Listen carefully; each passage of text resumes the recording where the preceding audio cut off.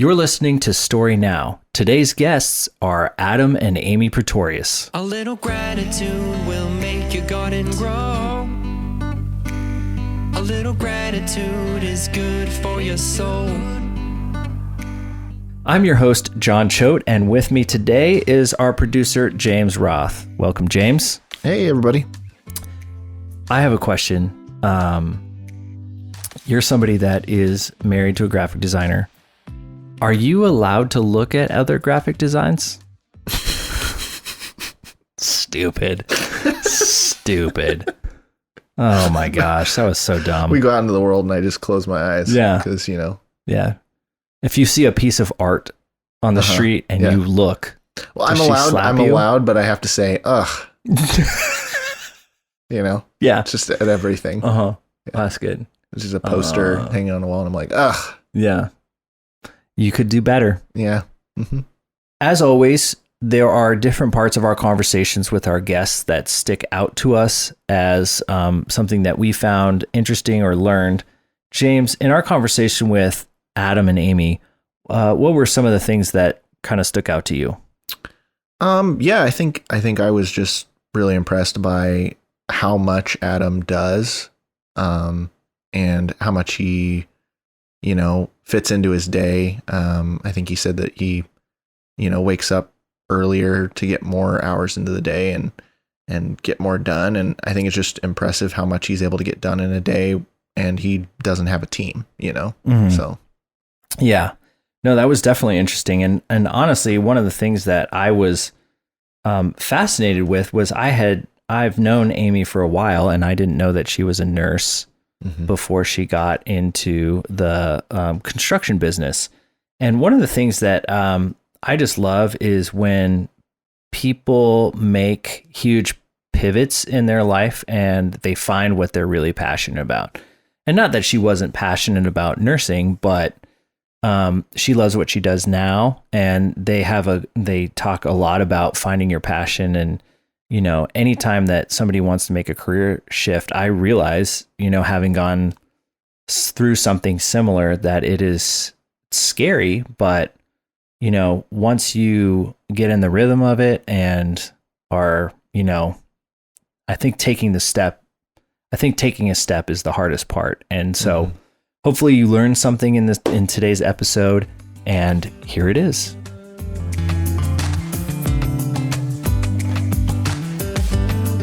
Well, I am here today with Adam and Amy Pretorius. Thank you so much for taking the time out of your busy schedule to be with us. Adam is a successful realtor in the corridor area, and Amy is co-owner of Elevation Homebuilders based in Iowa City. Thank you again for taking the time to be with us. So my first question is, you both are, in my mind, the dynamic duo. Amy, you design and build beautiful homes, and Adam, you sell them. I'm wondering, how did you guys meet? How did you fall sort of into the role of being a realtor and building homes? Okay, so great question, and I'm going to give you the Cliff Notes version of it, of course. Keep it short. I was a nurse in Iowa City. Adam was a new graduate from the business school at the University of Iowa. We met, but he was not sticking around here. He was headed to Chicago to go, head into the business district down there and start a career. And didn't think it was going to last, but on his way to Chicago, basically decided that he wanted to go ahead and continue a long distance relationship, which, those things are usually doomed, but we gave it a try, and we both fell in love with Chicago to start off with. Such an amazing city. I think it gives us inspiration for what we do in both of our careers on a daily basis. At one point in time, we almost thought we were going to relocate there. But when Adam was there, that was in 2008, and that was a really, really tough time in Chicago, and especially for anybody in the business and finance industry. So he had to pivot a little bit and decided to come back to Iowa City. And in his pivot, he landed in real estate. And since our relationship had blossomed and we got engaged in a fairly short period of time. I think it was about a year and a half after we met, we got engaged. We got married about a year or so after that. And I think we've always really supported each other's careers. I'm his number one fan in real estate. I could tell he was going to be doing really big things early on. Adam was always really innovative. He wanted to be ahead of the curve. He wanted to be doing things first, be in front of all the technology. And you can tell by a lot of his vlogs and whatnot, that's something that he's always promoting. And through Adam, I actually got to meet somebody who was in the building industry, and I had some free time on my hands since I was just working on the weekends as a nurse. It's called Weekend Option. And I got to actually join in the building industry as the assistant project manager for the Peninsula neighborhood. Again, this was all connected through Adam. And eventually I transitioned 100% from nursing to construction. Fell so much in love with it that I eventually started my own business with my business partner. And same thing, Adam has continued to evolve in his career. And I, as you said, he's a great agent, but probably one of the top selling agents in our area. And that's kind of where we are today. Very cool.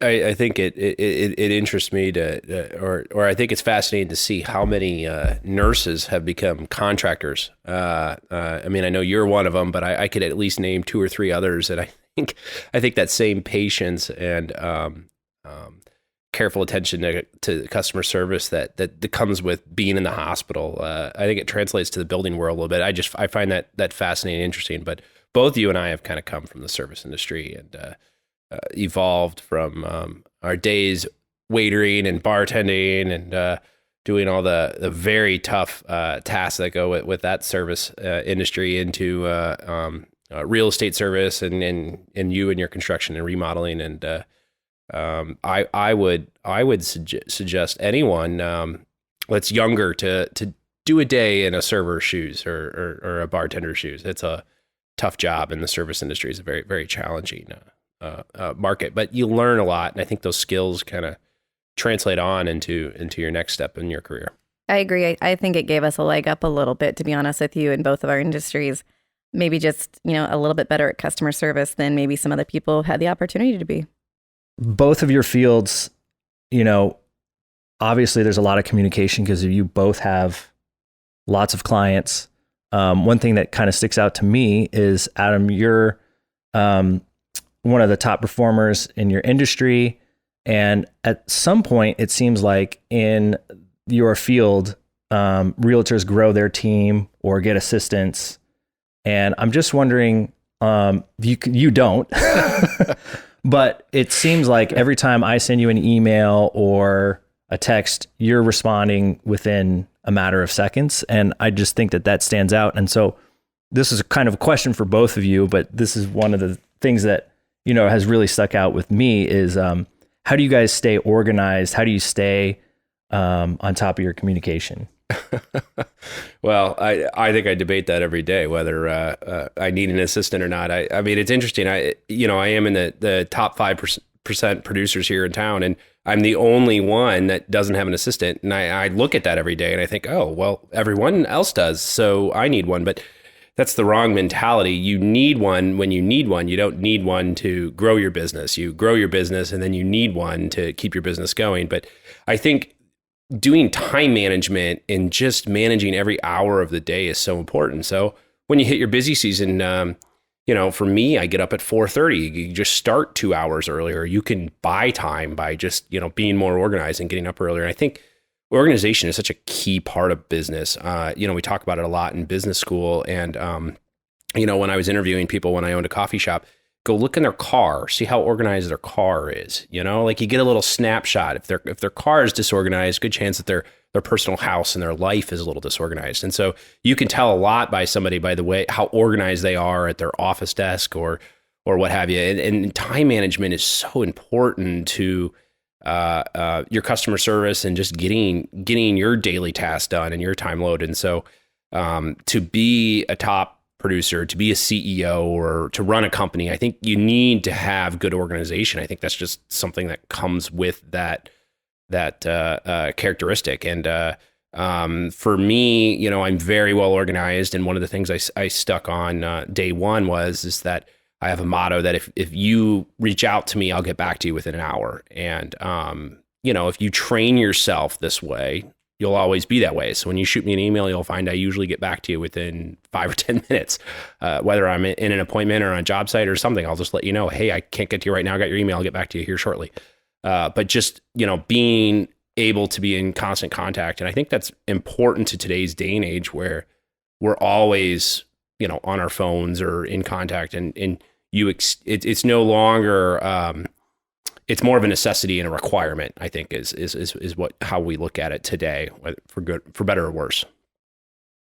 Yeah. So Amy, I know you do a lot of design work and there's a lot of details that go into that. So what are some tips and tricks maybe that you've found on your journey in terms of communicating with your clients? Well, for starters, I did get an assistant, but no, really outside of that, we just simply had to grow our company. So we've grown a team of people over the past so many years. I feel like we're in a constant state of orienting people or training people into these new positions. And I feel like it's always going to probably be that way, which is fantastic. I have to be happy about that. Means that we're experiencing growth and success. Organization, we don't hesitate to make sure we are on the front of the software that keeps our company organized, project management software that allows our clients and us to pass information back and forth, to keep track of information. Emailing is really important, text messages even. When we're building houses, remodeling, it's important to make sure that the communication is going to the right people. So there's a lot of education up front that my team members and I have to make sure we're always doing with our clients. Make sure that they're communicating what they want to the correct people. Make sure that we're doing it through the correct avenues to make sure it's recorded appropriately, because people change their mind quite a bit. We got to make sure we have the most recent up-to-date information so the project is going to be completed as the homeowner wants it completed. So, but I still really prefer paper trails. There's an old-fashioned way of people think, jump on the telephone, have conversations. That's wonderful. And I definitely don't ever want to lose that aspect of that personal touch that talking to people really delivers. But having that paper trail is really important in our industry. And it's something we're trying to make more efficient for everybody, a little bit easier for them to use. But at the same time, it's still a necessity as far as I'm concerned. But your company now is almost 20 employees and you're only a couple of years old. And I think what you've done really well is you've reverse engineered your company and looked at your daily task or your areas where you could use some improvement. And then you've hired the staff to help fill and improve those areas. And, I look at my own, and at some point, I probably will need to add somebody to continue to grow. And I guess in a way, this is a casting call. But, if I found the right person to fill some of those areas where, I don't have as good of strength, that's where I would need to build. And I think that's what your company's done really well is you found the areas where you needed help. Like you've split your company now in 2 divisions. You have a remodel division and new construction division. And so you get different employees and experienced staff for those different areas of those needs that you had. And I think that's how you stay organized and build and really grow as a company and an organization. You have to be ready to delegate, and you're a workhorse.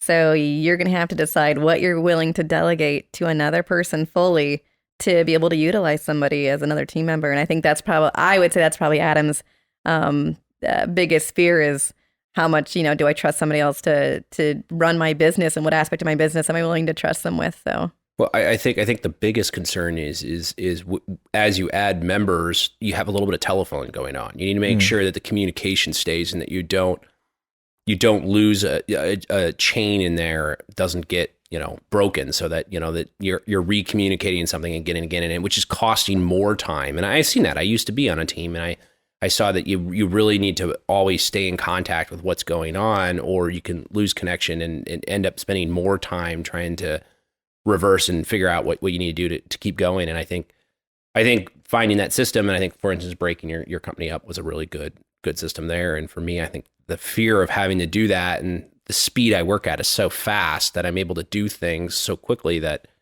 delegating out would be challenging. But probably necessary at some point. So we'll see. Yeah. Well, one thing that I've noticed about both of your brands is what I would call it is you're always up to date in styles. So I would say even with ever since I started working with both of you, I've even noticed that if I'm driving down the street, I'm like, I bet that's an elevation home, just because of how it looks on the outside, which is always really, really sleek.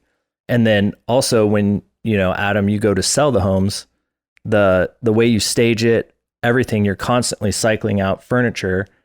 So I guess my question is where do you get your inspiration from? And then how do you make sure that you're on current trends? Yeah, staying relevant, right?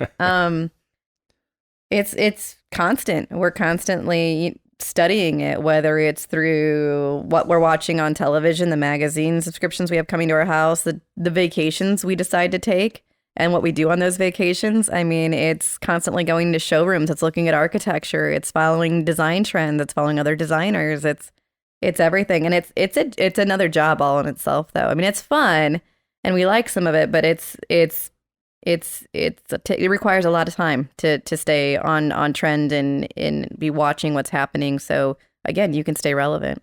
Yeah, it's more than a hobby. It's definitely a passion, and I don't think there's a single vacation we've done where we haven't done a little bit of that vacation, allocated some time towards interior design and looking at design or following some trends that are going on in different parts of the country, the world. Those ideas and what's going on, people are amazing and they're doing amazing things, and seeing what people are doing in different cultures and areas is just fascinating. And then being able to take some of that and then incorporate it into today's trends. I mean, that is what pop culture is. And that's fascinating in putting that design work together. I mean, both you and I have a creative side, and we love creativity and we love design. And so following that and then putting it together has been a lot of fun. Yeah. We don't mind pushing the envelope a little bit. We don't mind having a little bit of fun. It's risky. You're taking risks all the time, but so far it's really worked out for us. But I think if we had to give one place that's our favorite place to go, to get passion and go, it's gonna be Chicago. I mean, Chicago is just such a great mix of just architecture and a cultural hub, being in the Midwest, like centrally located in the nation. And I mean, I think it's got some of the best, arguably some of the best food even in the nation, and all that kind of design, and goes there. And you can really just go to Chicago and come back just energized and learn so much just from the mix of cultures that they have there. Yeah. We're lucky to be so close to it. Yeah. That's awesome. So, kind of switching gears just a little bit, obviously the last year and a half have been very strange, especially in both of, your industries, selling real estate and then also building homes. And I know that there's like a shortage of everything, and maybe hopefully this doesn't stress you out to talk about, but I think it's really good because I think a lot of businesses have had to adapt over the last year and a half, and maybe they're doing things a little bit different. It seems like, people understand and they're very forgiving. I'm just curious as to, what have you noticed? How are you adapting? And do you think there's a light at the end of the tunnel? Well, it's been a very successful year for me personally, but it's been one of the hardest years. You probably want to cry more often than you're having fun, but it's a tough market. There's so many challenges. Buying a house and building a house, for that matter, it's an emotional experience, and it's hard to really be able to underpromise, over deliver when you have so many supply chain issues and delays in closing. You can't guarantee pricing, and you don't know what finishes are going to be in there. And it's been a tough market, particularly in the new build luxury end. It's really challenging, and I don't see light at the end of the tunnel yet. I think it's going to be another 18 months. I don't know that I see prices going down. I think we had some stagnant prices for the last decade, and I think there was a sudden and very drastic price increase that was unfortunate, but I think that's probably where we're at going forward, and that creates a lot of issues going forward on affordable housing and other discussions. But it's been a very, very challenging year, and I know all industries are dealing with it, and some of these shifts are going to be, I think, more permanent, more here for 5-10 years. Mm-hmm.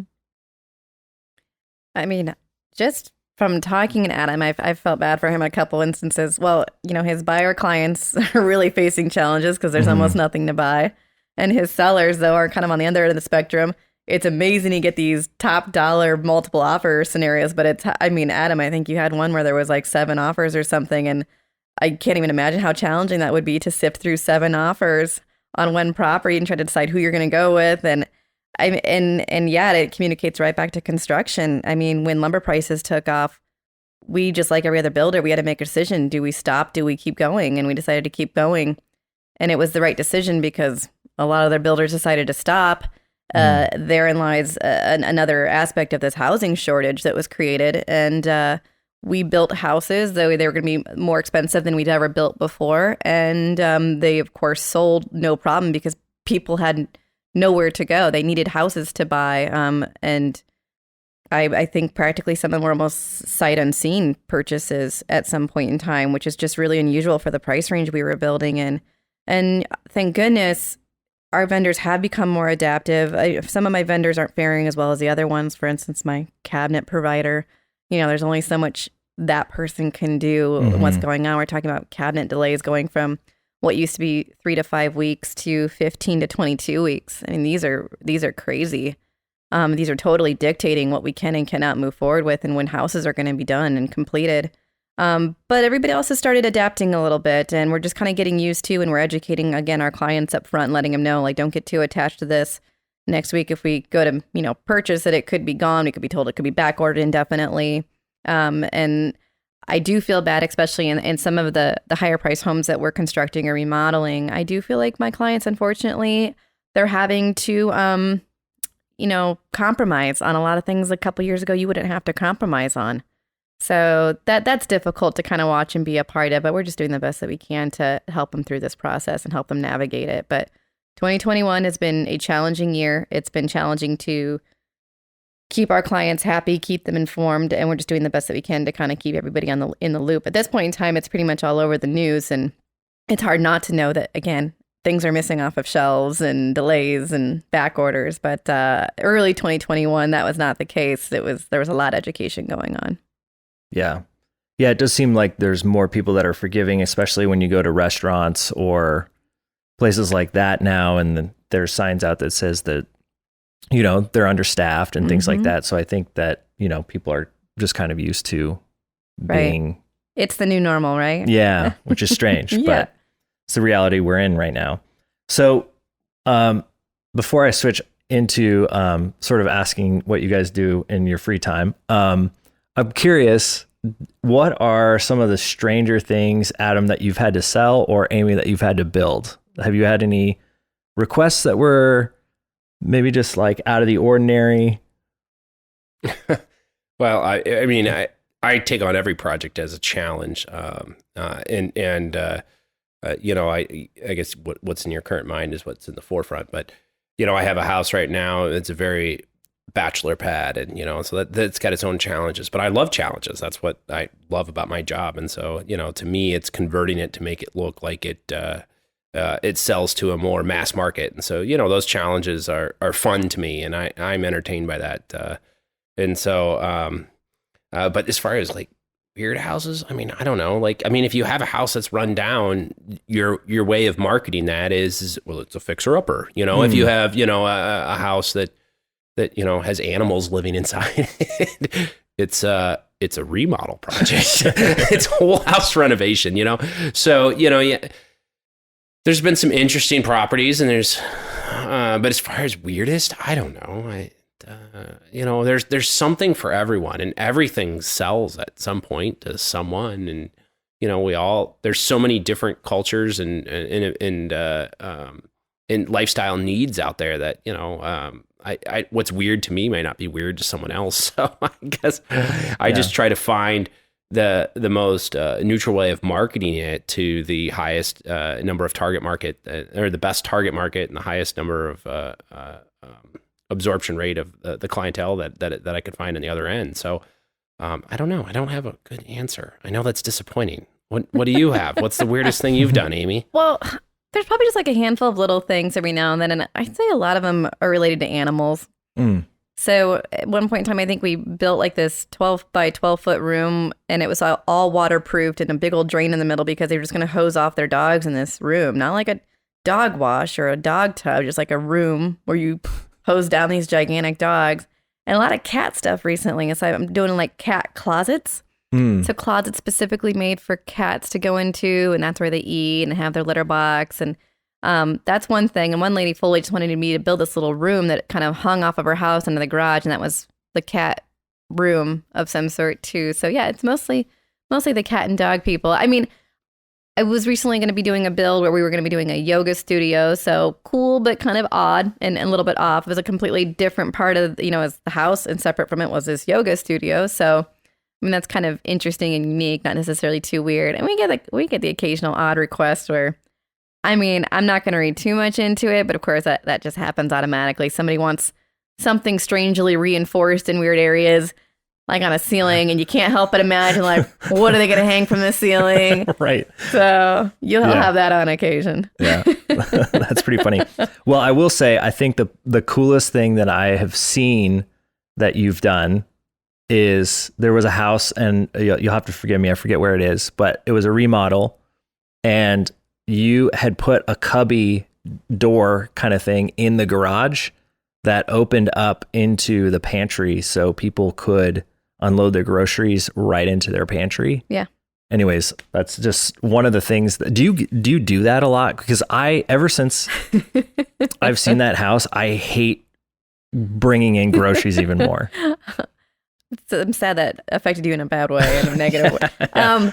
Yeah, we do every opportunity we get. If we have a pantry that backs up to a garage, why not? Let's add that little door. It's strangely expensive for some reason, so I think actually my company should get into patenting these little doors and make them actually affordable for builders. But yeah, you put this little fire-rated door in between the garage and the pantry, and there you go. Like, again, every opportunity we get, if the floor plan lays out such that is in case that's the scenario, we do it 100%. That's awesome. Yeah. So, we touched on a lot of things. One of the things I'm just curious about is, you were saying, Amy, that you were a nurse before you got into this industry.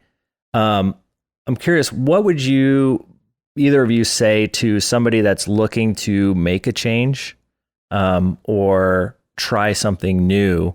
And I'm always curious about that question just because I kind of jumped into storyline full time, and it took a lot to even leave the comfort of working at the University of Iowa full time, and then also having a family. Mm-hmm. So I'm just curious, what would your advice be to someone that's looking to maybe switch up their career, find something that they're more passionate about? Oh, I mean, like, do it, right? Should have done it sooner. In fact, I think for both of our cases. Well, hindsight's always 20/20. I think the biggest challenge is going over the hurdle, right? Like, you're always scared of what you don't know, and doing something new is something you don't know, and so that's always the biggest hurdle, is just taking that leap. I think planning is always just. I mean, it's you can't overestimate it. You need to really plan. You need to come up with processes. You need to map it out. You need to write it down, and you need some encouragement. So, I mean, don't be afraid to go find a coach, whether that's, you're going to do something new, like you're going to be, I don't know, a builder or a realtor. Maybe you go work as somebody's assistant and you do it for free. I know that sounds crazy, but if you want to get trained and you want to learn how to get those skills, that could be your best internship you could get. And maybe that coach is what you need to get the confidence that you want to then take that leap and do your next dream job, whatever that could be. Whether that's, I don't know, you want to be a bartender and then you go work for the best bartender in town and learn some things, or, you want to be a builder or what have you. I think getting over that hump, that fear component that scares all of us, is probably the hardest thing. And I mean, geez, in both of our industries, we're constantly changing today. And so the initial hump, getting over it and getting into it, is probably the scariest thing. For you, opening your own company. For me, going on my own, all those things are very challenging and very rewarding then when you're successful at them, but they take a lot of work. And I think it begins with getting over your fear, plan it out, come up with processes of how you're going to deal with every little thing, and how you're going to do your daily schedule. And like we talked about today, is making sure that you map it out and are able to accommodate whether that's growth of needing more employees, and but don't shy away from finding a good coach. And you know, I mean, I even at my success rate today, I still hire and pay for a coach from time to time. You need a good coach. I mean, you don't see a team that works without a good coach that coaches those players. I mean, you can have all the talent, you know, be the best baseball player or the best hockey player out there, but without a good coach, you know, that's what brings it all together, and that's what creates the success. You got to be honest with yourself. Are you a hard worker? Are you passionate? Are you passionate about this career switch, what you want to pursue? I mean, Adam and I are very passionate people, and we're extremely hard workers, and that's how we've been the entire time I think we've known each other, and long before then too. So it was less scary for me to see the both of us take these leaps. For instance, before I just owned my own business or made that decision, I had the opportunity to go work for another builder in town and basically do a position I was doing prior, which was very safe. It was very known. And I think Adam actually almost preferred me to, he was also nervous about me starting my own company. But ultimately, I think what it boiled down to was, I know how hard I work, and I'm going to work crazy hard for somebody, and they're going to reap all the profits from it. And I'll just be spinning my wheels because that's who I am as a person. So why not I just take the plunge, open my own business, and at least this time I know the harder I work, it's you know, it's coming back to my company. I'm growing my company. My company's becoming more successful, and that'll be a direct reflection on me and everything that I put into it. So yeah, work has to be fun, and it has to be challenging. If it doesn't have those two components, then you should change your career field or do something different. I mean, it has to have that. But I think you also have to look at, you need to start with your why.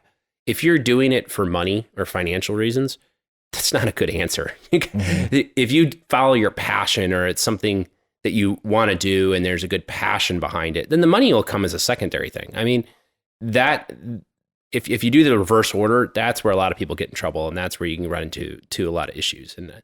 But it does need to have that fun and challenging component. And if you're not feeling that in whatever you're doing now, then I think that's a good opportunity to maybe do an evaluation and decide whether you want to make a change. agreed. So how do you, obviously there's a lot going on in both of your professional worlds. How do you shut it off, so to speak? Like when you need a break, or is that even possible? He doesn't. Okay. He doesn't. You mean there's free time? No. I think it's important to find free time and make sure you have it. I mean, I think our lives have changed a lot, and you know, I know it's the cliche, but once you have a kid, you know, you look at life and your values a little bit differently. But you know, we love hanging out with William, our son, and you know, doing free time, making sure that you schedule free time and having time with him, and that's been a lot to explore and make sure we have time for that as well. But yeah, I mean, work for me has become a passion, but you know, having the free time is important too. Yeah, I mean, Adam and I could work until like 9 o'clock at night if we wanted to before William came along, but I shut it off right at 5 o'clock, and I stay shut off essentially until he goes to bed. And then of course, unfortunately, I'll turn it back on again and sit there and email in bed from about 7 o'clock at night until 10 o'clock at night if need be, to catch up on emails and make sure that my clients are being heard and communicated with and everything you can possibly imagine. Again, maybe this is another sign that I need to delegate some more. But yeah, it's we know that free time and time away from work is also necessary because, you know, all work, no play. That old adage. Yeah. Yeah. So just, you know, kind of my last question here is, you know, and maybe this is hard to project, but I'm just curious, where do you guys see yourself in the next 5 years, both professionally and personally? Professionally, I think Elevation Homebuilders will still be growing and changing, and we recently taken on the role of now doing land development, which we want to continue and develop that side of our company and get bigger and stronger. Possibly some aspect of property management. Right now we're managing some HOAs and whatnot. But I see my company getting bigger. I could see it doubling in size. That's awesome. Yeah, I'm very proud of your company and what you've been doing there. We actually don't communicate much on our individual companies. We keep them pretty separate. So that's probably good for our relationship. But I'm happy to see her company still be doing remodels. I think there's a big market for that. So I'm glad to see that you spin off those two divisions. So you still kept your new construction sector, but then the remodels as well. I think it's really important for the market, especially as we have more affordable housing issues. I think more remodels will become a bigger business, a bigger part of the market. But for me, I mean, I have 2 lifetime goals that I'm slowly itching at getting at. I, knock on wood, hope to get both of them someday. But first one is I would like to do a large mixed use development, traditional neighborhood design, kind of like what the Peninsula neighborhood is, a little bit different. But I love the community that neighborhood has brought to all the people that live in it. And I would like to do another one like that. I think they have a lot of potential. They've been very successful on the East and West Coast. And I think people really, really are looking for community in their new homes. So I'd love to do something like that again soon. Whether that'll be the next 10 years or not, I don't know. We're working towards it. And the second goal that I have is I'd love to do an affordable housing project, particularly if I find a way to do it without needing a bunch of government subsidies, as most of them do. And so that's a very challenging, and I've mapped out some steps to get there and how that could look. But those are 2 pretty ambitious, but you know me, I'm creative and hardworking, and maybe we can find a way to do it. So. Very cool. Well, thank you so much for taking the time to sit down with us today. Just curious, where can people find you and follow your journey on social media? Yeah. So thanks for having us, John. So for me, Instagram, I love Instagram. I mean, it's just photos. It says so much in a photo. Instagram's great. Follow me on Facebook. I am on LinkedIn. If you're looking for some of my comments, I follow a lot of news and different CEOs and organizations. So I kind of comment on that. And then of course I love YouTube, which, you know, cause I hire you for a lot of my videos. Watch some of the videos. I got some fun things exploring all the amazing things that people are doing here in the corridor and Iowa City area and different organizations and particularly different businesses within this industry. Yeah. And I'm mostly just on Facebook, Amy Pretorius, and also Elevation Homebuilders has a presence on Instagram, though I need to do a better job of making sure it's constantly updated. And then, of course, our company website, if you want to find out more about what it is that we do and who we are, and that's elevationhomebuilders.com. Awesome. Well, thank you both very much. And we look forward to seeing your continued success. Oh, thanks for having us. Thanks, John. Thank you so much for tuning into the Story Now podcast. Before we go, we just wanted to give a special thanks to Justin Goodchild, who wrote and performed the song that you are hearing now. And please be sure to follow us on all our social media channels, and we'll see you in the next episode. When you hunger in the tooth, you take your mind off one small truth. No matter what you got, it's never gonna make you whole. Sunday morning, take your rest. Think of all that you've been blessed with.